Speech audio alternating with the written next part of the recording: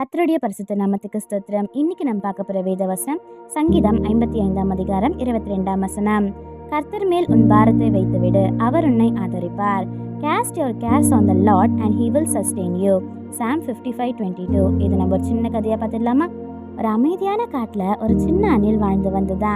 நாளைக்கு என்ன ஆகுன்ற கவலை அதோட மனதுல நிறைந்திருந்ததா. நாளைக்கு உணவு கிடைக்குமா கிடைக்காதான்னு தினமுமே அது பயந்து கொண்டிருந்ததா. அதனால தினமும் தேவைக்கு மேல காய்களை சேகரித்து ஒரு கூடை ஃபுல்லா நிரப்பியதா.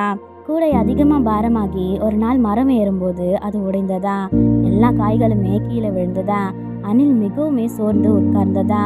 அப்போ சுற்றிலும் பல காய்கள் சிதறி கிடப்பதா அது கவனித்ததா. இன்று தேவையானதை விட அதிகமாவே இருக்குன்னு அது உணர்ந்ததா.